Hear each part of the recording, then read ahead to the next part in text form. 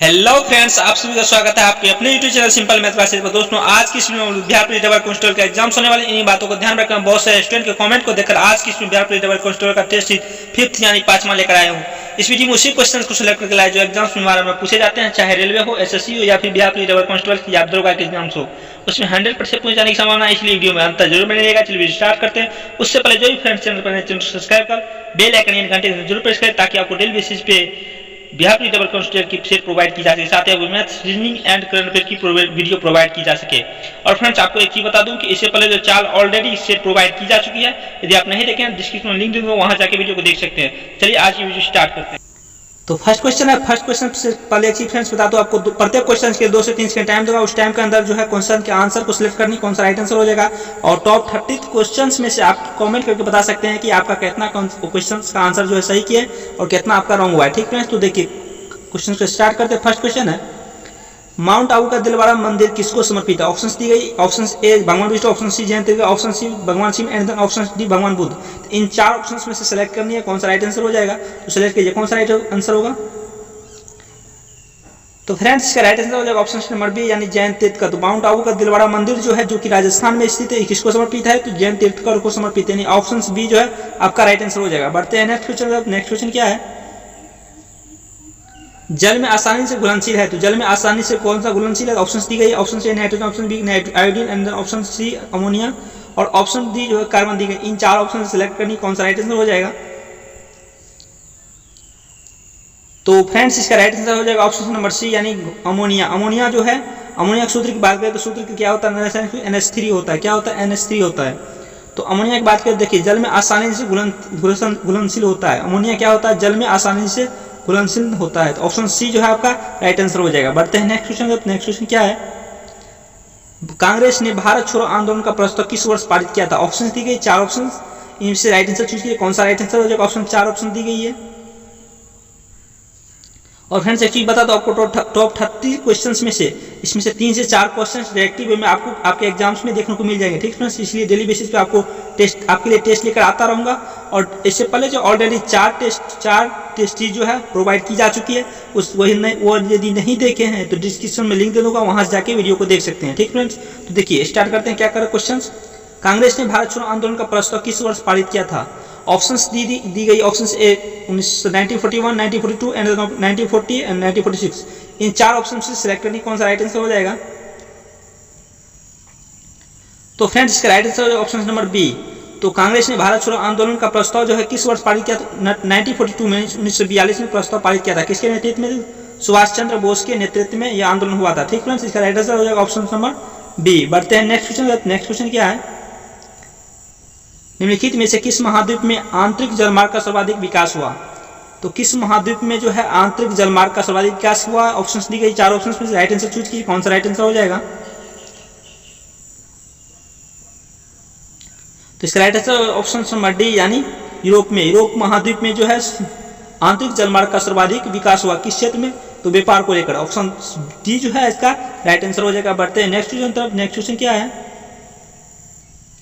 स्वतंत्र भारत के प्रथम महाराज्यपाल कौन थे। तो स्वतंत्र भारत के प्रथम महाराज्यपाल कौन थे, यानी प्रथम गवर्नर जनरल कौन थे। ऑप्शंस दी गई, इन 4 ऑप्शंस से राइट आंसर चूज कीजिए। यहाँ पे महाराज्यपाल के जगह आपको गवर्नर जनरल भी मिल सकता है। ठीक है, इसको नोट कर लीजिएगा। तो क्वेश्चंस का रिएक्ट, स्वतंत्र भारत के प्रथम महाराज्यपाल कौन थे। तो ऑप्शन 4 ऑप्शन सेलेक्ट कर लिए होंगे आई होप। तो इसका राइट आंसर हो जाएगा ऑप्शन नंबर सी यानी लॉर्ड माउंटबेटन जो है भारत के प्रथम महाराज्यपाल थे, यानी भारत के प्रथम महाराज्यपाल या फिर इसको कह सकते हैं गवर्नर जनरल थे। ठीक फ्रेंड्स, यहाँ पे बात करें स्वतंत्र भारत के प्रथम महाराज्यपाल तो थे लॉर्ड माउंटबेटन, लेकिन यहाँ बात करें कि यदि स्वतंत्र भारत के प्रथम गवर्नर जनरल जो थे वो भारतीय कौन थे, तो ये इस पॉइंट को आपको याद रख लेनी है। भारतीय की बात करें तो भारतीय हो जाएगा कौन, राजगोपालचारी। ऑप्शंस इसमें नहीं दी गई है, वो क्वेश्चन नहीं पूछा गया है, लेकिन इसका राइट आंसर हो जाता यदि यहाँ भारतीय रहता प्रथम भारतीय, तो यहाँ पर क्या राइट आंसर होता राजगोपालचारी हो जाता। लेकिन यहाँ पर पूछा जा रहा है कि स्वतंत्र भारत के प्रथम राज्यपाल यानी प्रथम गवर्नर जनरल कौन थे, तो लॉर्ड माउंटबेटन हो जाएगा। ठीक है, इसका राइट आंसर सी हो जाएगा। तो नेक्स्ट क्वेश्चन देख लेते हैं। नेक्स्ट क्वेश्चन क्या है, उपचयन अपचयन अभी क्या कहते हैं। ऑप्शन दी गई, 4 ऑप्शन, इसमें राइट आंसर चूज कीजिए, कौन सा हो जाएगा। तो फ्रेंड्स इसका राइट आंसर हो जाएगा ऑप्शन नंबर बी यानी रेडॉक्स। उपचयन और अपचयन अभिक्रिया क्या कहा जाता है? रेडॉक्स अभिक्रिया कहा जाता है। ऑप्शन बी जो है आपका राइट आंसर हो जाएगा। बढ़ते हैं नेक्स्ट क्वेश्चन। तब नेक्स्ट क्वेश्चन क्या है? अक्षरों तथा चिन्हों को बाइटों में स्टोर करने की विधि को क्या कहते हैं? इसमें एक ही फ्रेंड बता दूं सब सब्जेक्ट से क्वेश्चन सिलेक्ट किए गए हैं। 30 क्वेश्चन से सब क्वेश्चन सब सब्जेक्ट से आपको मिल जाएंगे। ठीक फ्रेंड्स, तो देखिए अक्षरों तथा चिन्हों को बाइटों में स्टोर करने की विधि को क्या कहते हैं? तो क्या कहा जाता है? ऑप्शन इसका डी जो है राइट आंसर हो जाएगा, यानी कोडिंग सिस्टम कहा जाता है। ठीक फ्रेंड्स, तो इसका राइट आंसर ऑप्शन डी हो जाएगा। बढ़ते हैं नेक्स्ट क्वेश्चन। तक नेक्स्ट क्वेश्चन क्या है? गौतम बुद्ध वृक्ष की संघ की स्थापना कहाँ की थी? ऑप्शन डी के 4 ऑप्शन में राइट आंसर चूजिए, कौन सा हो जाएगा? तो फ्रेंड्स इसका राइट आंसर हो जाएगा ऑप्शन नंबर बी यानी कपिल वस्तु। तो कपिल वस्तु में जो है गौतम बुद्ध द्वारा विक्षुणी संघ की स्थापना की गई थी। ऑप्शन बी जो है आपका राइट आंसर हो जाएगा। बढ़ते हैं नेक्स्ट क्वेश्चन। तब नेक्स्ट क्वेश्चन क्या है? मुंह साफ करने के लिए किस प्रकार के मंजन का व्यवहार करना चाहिए जिससे कि दंत क्षय रोका जा सके, यानी दांत गिरने से रोका जा सके? तो ऑप्शंस दी गई, इन ऑप्शंस में से राइट आंसर चूज कीजिए, कौन सा हो जाएगा? तो फ्रेंड्स इसका राइट आंसर हो जाएगा ऑप्शन नंबर बी यानी क्षारकीय दंत मंजन। क्षारकीय दंत मंजन के द्वारा है दंत क्षय को रोका जा सकता है, यानी ऑप्शन बी जो है आपका राइट आंसर हो जाएगा। नेक्स्ट क्वेश्चन देखते हैं। नेक्स्ट क्वेश्चन क्या है? दिल्ली का लाल किला किसने बनवाया था? बहुत ही इजी क्वेश्चन है, इसका राइट आंसर चूज कीजिए, कौन सा हो जाएगा? तो इसका राइट आंसर हो जाएगा ऑप्शन नंबर सी यानी शाहजहां। तो दिल्ली का लाल किला जो है किसके द्वारा बनवाया गया था? तो शाहजहां के द्वारा बनाया गया था, यानी ऑप्शन सी जो है आपका राइट आंसर हो जाएगा। नेक्स्ट क्वेश्चन देखते हैं। भारतीयों के लिए सिल्क मार्ग किसने आरंभ किया था? ये भी इजी क्वेश्चन ही है, इसको नोट कीजिए, कौन सा राइट आंसर हो जाएगा? तो इसका राइट आंसर हो जाएगा ऑप्शन नंबर सी यानी कनिष्क। कनिष्क जी ने किस सिल्क मार्ग को प्रारंभ किया था? इसका राइट आंसर हो जाएगा ऑप्शन नंबर सी। एक ही फ्रेंड्स बता दो, यदि वीडियो आपको हेल्पफुल लगता है तो वीडियो को लाइक कीजिएगा और अपने फ्रेंड्स के साथ शेयर जल्द कर दीजिएगा ताकि आपको डेली बेसिस पे शेयर प्रोवाइड की जा सके। तो क्वेश्चन का देश के एकमात्र किस राज्य, नेक्स्ट बात करें, नेक्स्ट क्वेश्चन है देश के एकमात्र किस राज्य की राजभाषा अंग्रेजी है? ऑप्शन दी गई, राइट आंसर चूज कीजिए, कौन सा हो जाएगा? भारत की बात करें तो भारत का एकमात्र राज्य है जिनकी राजभाषा क्या है? अंग्रेजी है। ऑप्शंस दी गई, इन ऑप्शंस में से राइट आंसर चूज कीजिए, कौन सा राइट आंसर हो जाएगा? तो फ्रेंड्स इसका राइट आंसर हो जाएगा ऑप्शन नंबर ए यानी नागालैंड। नागालैंड की एक ऐसा राज्य है जिसकी राजभाषा क्या है? अंग्रेजी यानी इंग्लिश है। ठीक है फ्रेंड्स, तो नेक्स्ट क्वेश्चन देख लेते हैं। नेक्स्ट क्वेश्चन क्या है? किसने असहयोग आंदोलन के दौरान कपड़ों को जलाया जाता एक निष्ठुरवादी का हाथ बताया था? यानी किस महापुरुष ने असहयोग आंदोलन के दौरान कपड़ों का जलाया जाना एक निष्ठुर बर्बादी बताया था? ऑप्शंस दी गई, इन ऑप्शंस में से राइट आंसर चूज कीजिए, कौन सा हो जाएगा? तो फ्रेंड्स इसका राइट आंसर हो जाएगा ऑप्शन नंबर डी यानी रविन्द्रनाथ टैगोर। रविन्द्रनाथ टैगोर की बात करें तो रविन्द्रनाथ टैगोर को 1930 में जो है 13 में 1913 ईस्वी में इसको नोबेल पुरस्कार से भी नवाजे गए थे। ठीक है फ्रेंड्स, राइट आंसर हो जाएगा ऑप्शन नंबर डी हो जाएगा। तो नेक्स्ट क्वेश्चन देख लेते हैं। नेक्स्ट क्वेश्चन क्या है? साइंटिफिक सोसाइटी के संस्थापक कौन थे? तो साइंटिफिक सोसाइटी के संस्थापक की बात की जा रही है, तो ऑप्शन राइट आंसर चूज कीजिए, कौन सा राइट आंसर हो जाएगा? तो फ्रेंड्स इसका राइट आंसर हो ऑप्शन नंबर बी यानी सर सैयद अहमद खान जो है साइंटिफिक सोसाइटी के संस्थापक थे। ठीक है फ्रेंड्स, इसका राइट आंसर हो जाएगा option number B. Next question देखते हैं। नेक्स्ट क्वेश्चन क्या है? हुमायूंनामा किसकी कृति है? तो हुमायूंनामा किसकी कृति है? ऑप्शन दी गई, राइट आंसर चूज कीजिए।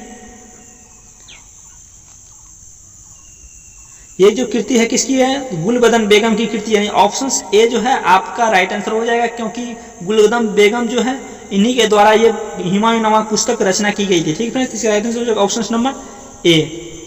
तो नेक्स्ट क्वेश्चन देखते हैं। नेक्स्ट क्वेश्चन क्या है? नदियों द्वारा अपने किनारों पर प्राकृतिक रूप से बनाए गए बांधों को किस रूप से जाना जाता है? ऑप्शन दी गई, इन ऑप्शन से राइट आंसर चूज कीजिए। फ्रेंड्स थोड़ा फास्ट इसीलिए बता रहा हूँ कि ताकि आपको कम समय में ज़्यादा से ज़्यादा क्वेश्चंस करा सकूँ। ठीक है फ्रेंड, तो देखिए क्वेश्चंस करा, नदियों द्वारा अपने किनारों पर प्राकृतिक रूप से बनाए गए बांधों को किस नाम से जाना जाता है? ऑप्शंस दी गई, इन ऑप्शंस में से राइट आंसर चूजिए, कौन सा हो जाएगा? तो इसका राइट आंसर हो जाएगा ऑप्शन नंबर बी यानी लेवीज। लेवीज जो है नदियों द्वारा बनाए गए बांधों को क्या कहा जाता है? लेवीज कहा जाता है। ऑप्शन डी जो है आपका राइट आंसर हो जाएगा। नेक्स्ट क्वेश्चन देखते हैं। नेक्स्ट क्वेश्चन क्या? अर्जुन पुरस्कार की शुरुआत किस वर्ष हुई थी? तो अर्जुन पुरस्कार की शुरुआत किस वर्ष हुई थी? ऑप्शन दी गई, इन ऑप्शन से राइट आंसर चूजिए, कौन सा हो जाएगा? तो फ्रेंड्स इसका राइट आंसर हो जाएगा ऑप्शन नंबर बी यानी 1961 में जो है अर्जुन पुरस्कार नामक अवार्ड की शुरुआत की गई थी। और ये अर्जुन पुरस्कार जो है किस खेल क्षेत्र में दिया जाता है, तो खेल के क्षेत्र में दिया जाता है, यानी स्पोर्ट्स के क्षेत्र में दिया जाता है। ठीक है, तो नेक्स्ट क्वेश्चन देख लेते हैं। नेक्स्ट क्वेश्चन क्या है, संविधान के किस अनुच्छेद में धन विधेयक को परिभाषा दी गई है? तो संविधान के किस अनुच्छेद में धन विधेयक की परिभाषा दी गई है? ये पॉलिटिकल साइंस से संबंधित क्वेश्चन है, इसको देख लेते हैं। बहुत इजी क्वेश्चन है, अक्सर एग्जामों में ऐसे क्वेश्चन पूछे जाते हैं। ठीक है, देखिए तो इसका राइट आंसर होगा ऑप्शन नंबर सी, यानी अनुच्छेद 110 के तहत जो है धन विधेयक को परिभाषित किया गया है। ऑप्शन सी जो है आपका राइट आंसर हो जाएगा। नेक्स्ट क्वेश्चन देखते हैं। नेक्स्ट क्वेश्चन क्या है, स्टैच्यू ऑफ लिबर्टी बना हुआ है। और फ्रेंड्स आपको वीडियो कैसी लगती है वीडियो कमेंट करके जरूर बताएं, और चैनल पर नए हैं तो चैनल को सब्सक्राइब करके बेल आइकन जरूर प्रेस कर लें ताकि आपको डेली बेसिस से प्रोवाइड की जा सकूं। तो देखिए क्वेश्चंस क्या है, स्टैच्यू ऑफ लिबर्टी बना हुआ है, तो कहाँ बना हुआ है? ऑप्शंस दी गई, इन 4 ऑप्शन में राइट आंसर चूज कीजिए, कौन सा हो जाएगा? तो फ्रेंड्स इसका राइट आंसर हो जाएगा ऑप्शन नंबर बी, यानी यूएसए, यानी संयुक्त राज्य अमेरिका में जो है स्टैच्यू ऑफ लिबर्टी बनी हुई, यानी न्यूयॉर्क में। नेक्स्ट क्वेश्चन देखते हैं। नेक्स्ट क्वेश्चन क्या है, निम्नलिखित में से किस महाद्वीप में आंतरिक जलमार्ग का सर्वाधिक विकास हुआ? ऑप्शन दी गई, रिपीटेड क्वेश्चन, रिपीट हो गया क्वेश्चन, इसका राइट आंसर हो जाएगा ऑप्शन नंबर डी, क्योंकि इससे पहले इस क्वेश्चन को सिलेक्ट कर चुके हैं। ठीक फ्रेंड्स, नेक्स्ट क्वेश्चन देखते हैं। नेक्स्ट क्वेश्चन क्या है, यादव सम्राटों की राजधानी कहाँ थी? ऑप्शंस दी गई, इन ऑप्शंस में से राइट आंसर चूजिए, कौन सा हो जाएगा? देखिए यादव सम्राटों की राजधानी कहाँ थी, तो इसका राइट आंसर चूज कीजिए, कौन सा हो जाएगा? तो इसका राइट आंसर हो जाएगा ऑप्शन नंबर सी, यानी देवगिरी। तो यादव सम्राटों की राजधानी कहाँ थी? देवगिरी थी, यानी ऑप्शन सी जो है आपका राइट आंसर हो जाएगा। नेक्स्ट क्वेश्चन देखते हैं। नेक्स्ट क्वेश्चन क्या है, भारत का प्राचीनतम फुटबॉल टूर्नामेंट कौन सा है? ऑप्शंस दी गई, इन ऑप्शंस से राइट आंसर चूज कीजिए, कौन सा हो जाएगा? अब फुटबॉल की बात आई तो फुटबॉल की संस्था, अंतर्राष्ट्रीय संस्था की बात करें तो कौन सा हो जाएगा? फीफा। क्रिकेट की अंतर्राष्ट्रीय संस्था की बात करें तो कौन सी? आईसीसी है। तो देखिए यहाँ पे क्वेश्चन करिए, भारत का प्रथम प्राचीनतम फुटबॉल टूर्नामेंट कौन सा है? ऑप्शन दी गई, ऑप्शन से राइट आंसर चूज कीजिए, कौन सा हो जाएगा? तो फ्रेंड्स इसका राइट आंसर हो जाएगा ऑप्शन नंबर ए, यानी डुरंड कप जो है भारत की प्राचीनतम फुटबॉल टूर्नामेंट है। कौन सा? Durand cup. आई होप आप लोग क्वेश्चंस को टिक कर रहे होंगे। ठीक फ्रेंड्स, तो देखिए नेक्स्ट क्वेश्चन देख लेते हैं। नेक्स्ट क्वेश्चन क्या है, डोनबास क्षेत्र किसके लिए प्रसिद्ध है? ऑप्शंस दी गई, इन ऑप्शंस में राइट आंसर चूज कीजिए। यदि फ्रेंड्स आप अभी बिलीव नहीं होता तो एग्जाम्स दे के आइए, उसके बाद आपको पता लगेगी ये जो सेट है कितनी इंपॉर्टेंट है। ठीक फ्रेंड्स, इससे क्वेश्चंस हर एग्जाम में पूछे जाते हैं। ठीक फ्रेंड्स, देखिए नेक्स्ट क्वेश्चन की बात करिए, क्वेश्चन करिए, डोनबास क्षेत्र किसके लिए प्रसिद्ध है? ऑप्शंस दी गई, इन ऑप्शंस में से राइट आंसर चूज कीजिए, कौन सा हो जाएगा? तो डोनबास की बात करें, डोनबास जो है कोयला के लिए प्रसिद्ध, यानी ऑप्शन ए जो है आपका राइट आंसर हो जाएगा। नेक्स्ट क्वेश्चन देखते हैं, डेवलपमेंट ऑफ एज फ्रीडम के लेखक कौन है? ऑप्शंस दी गई, इन ऑप्शंस में से राइट आंसर चूज कीजिए, कौन सा हो जाएगा?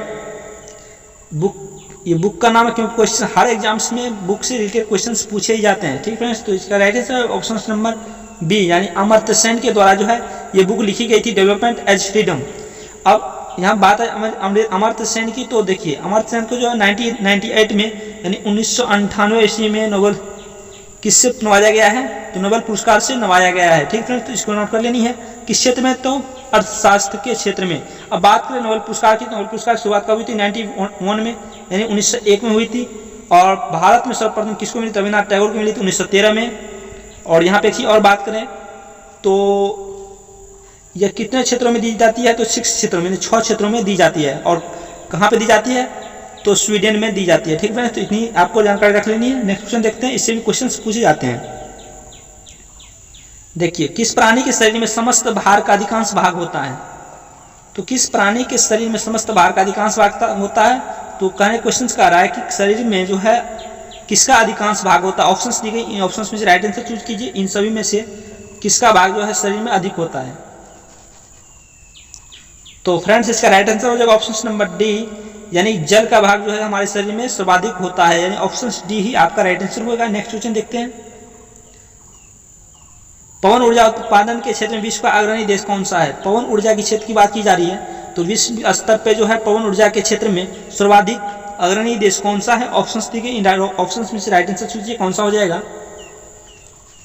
तो इसका फ्रेंड्स राइट आंसर हो जाएगा ऑप्शन नंबर सी, यानी संयुक्त राज्य अमेरिका पवन ऊर्जा के क्षेत्र में सर्वाधिक अग्रणी देश है, यानी फर्स्ट स्थान पे है। ठीक फ्रेंड्स, नेक्स्ट क्वेश्चन बात करें, नेक्स्ट क्वेश्चन क्या है, मरद्वीप किससे संबंधित है? और फ्रेंड्स एक ही बता दो, वीडियो को शेयर जरूर कर दीजिएगा ताकि आपको ज़्यादा से ज़्यादा स्टूडेंट जुड़ सके और सेट आपको डेली बेसिस पे प्रोवाइड करूँ। ठीक है फ्रेंड्स, तो देखिए क्वेश्चन करिए, मरुद्वीप किससे संबंधित है? तो मरुद्वीप की बात की जा रही है, तो ये किससे संबंधित ऑप्शन दी गई, इन ऑप्शन से राइट आंसर चूज कीजिए। तो इसके राइट आंसर हो जाएगा ऑप्शन नंबर बी यानी रेगिस्तान से। मरुद्वीप की बात की जा रही है किससे संबंधित है, तो रेगिस्तान से संबंधित यानी ऑप्शन बी ही आपका राइट आंसर होगा। नेक्स्ट क्वेश्चन देखते हैं, नेक्स्ट क्वेश्चन क्या है,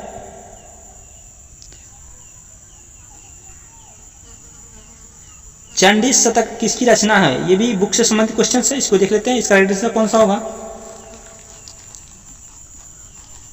तो फ्रेंड्स इसका राइट आंसर हो जाएगा ऑप्शन नंबर बी यानी वान भट्ट। वान भट्ट के द्वारा ही चंडी शतक नामक पुस्तक लिखी गई थी। ठीक फ्रेंड्स, ये हिस्ट्री से संबंधित क्वेश्चन है। नेक्स्ट क्वेश्चन क्या है, स्वतंत्र भारत के प्रथम महाराज्यपाल कौन थे? ये भी रिपीटेड क्वेश्चन हो गया। ठीक फ्रेंड्स, नेक्स्ट क्वेश्चन देखते हैं, त्वचाग्रहण किसके कारण होता है? ऑप्शंस दी गई, इन ऑप्शंस में से राइट आंसर चूज कीजिए, कौन सा हो जाएगा। त्वचाग्रहण जो मलिन होता है, कोई गोरा कोई काला जो भी होता है, तो किसके कारण होता है? ऑप्शन दी गई, इन ऑप्शन से राइट आंसर चूज कीजिए, कौन सा हो जाएगा। तो इसका राइट आंसर हो जाएगा ऑप्शन नंबर बी यानी मेलानिन। मेलानिन के कारण क्या होता है कि त्वचा का रंग पता चलता है कि कौन सा किसका कैसा रंग है। ठीक फ्रेंड्स, तो मेलानिन के कारण होता है, ऑप्शन बी ही आपका राइट आंसर होगा। नेक्स्ट क्वेश्चन देखते हैं, और ये जो क्वेश्चन आपके लिए है क्वेश्चन फॉर यू, आपके लिए इसका राइट आंसर ऑप्शन, इसका राइट आंसर आपको कमेंट करके बतानी है कौन सा हो जाएगा। ठीक फ्रेंड्स, क्वेश्चन करिए, प्रोटॉन की खोज किसने की थी? ऑप्शन दी गई है, option A Madame Curie, option B Faraday and option C Rutherford, option D John Dalton. इन चार ऑप्शन में से सेलेक्ट करके आपको राइट आंसर बतानी है कौन सा हो जाएगा। ठीक फ्रेंड्स, और यदि वीडियो आपको हेल्पफुल लगी हो, वीडियो आपको अच्छी लगी हो, तो वीडियो को लाइक कीजिएगा, और यदि चैनल पर नए हैं तो चैनल को सब्सक्राइब करके बेल आइकन को जरूर प्रेस कर लीजिएगा ताकि आपको डेली बेसिस पे इसी तरह की सेट प्रोवाइड की जा सके, साथ ही आपको maths, reasoning and current affairs की वीडियो भी प्रोवाइड की जा सके। तो आज के लिए इतना ही, मिलते हैं नेक्स्ट वीडियो में, तब तक के लिए जय हिंद जय भारत।